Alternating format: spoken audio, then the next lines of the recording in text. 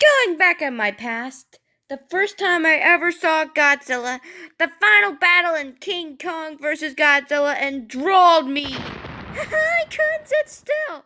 Roundhouse kicks were flying. My whoopings and holdings have overpowered the monster's roars. The living room was going nuts. But wait, my babysitter has another one? There's more than one? Back-to-back Godzilla movies! Could this babysitter be a goddess? That's amazing! Here's the second movie I ever saw. Godzilla vs. Megalon. It confused me at first, seeing Godzilla now as a good guy.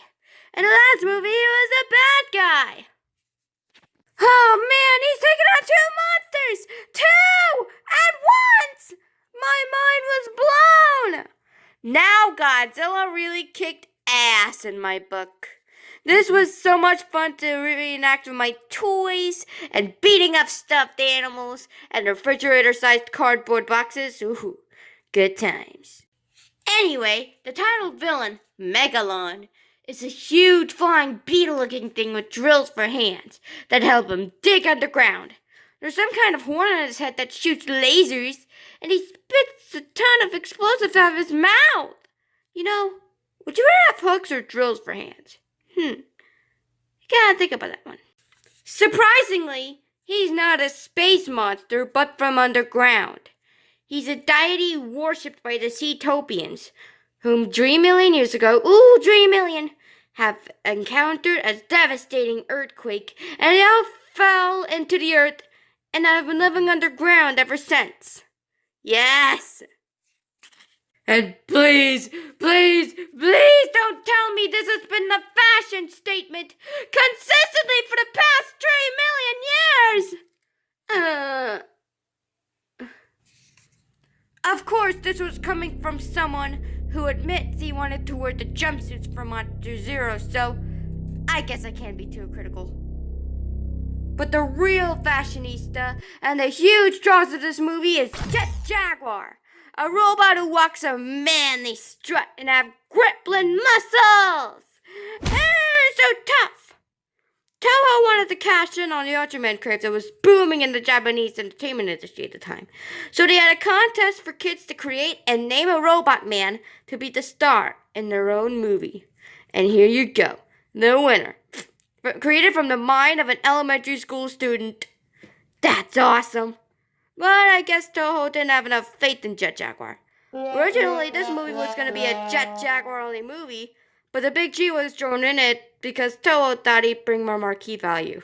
Speaking of marquee value, Godzilla vs. Megalon is actually a most important entry in the Godzilla series for international reasons. Well, for the US at least. I don't know what German has been thinking when they labeled Jet Jaguar as King Kong! How they confused the two!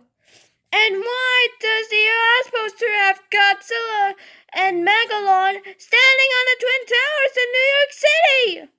New York isn't even in the movie! And how did I get out there to begin with? The film was broadcasted on NBC in 1977. Backed up by a heavy marketing campaign with toys and other merchandises, and NBC bumpers featuring John Belushi in a Godzilla costume. As of 2018, it's the only movie to be broadcasted this way. Watching it now as a teenager, I always laugh with it and at it. Supposedly, the film was only made in 3 weeks. And I guess it really shows it because there is a ton of stock footage. Honestly, the film entrants don't even try. They don't even try. And to top it all off, the final fight is vastly entertaining. There's too many highlights to list. Like when Megalon taunt the heroic duo by smacking his board. Godzilla made a valiant effort up the hill, only to be kicked back down. Look at it roll down. Yes. Then there's this. What? Was that the same shot repeated 3 times? That's movie! A Jaguar throws Gigan up in the air and Godzilla blasts him. And Gigan and Megalon literally play volleyball with Jaguar himself. But I can't forget this moment. We also bear witness to the meaning of life right here. Wee-hee! I would get to see it twice! How does he do it? Oh man, I love this movie so much. It never gets old.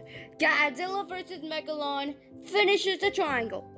Ghidorah the three-headed monster, the first I ever owned. King Kong vs. Godzilla, the first I ever saw. And Godzilla vs. Megalon, the most important triangle awesomeness that helped shape my life.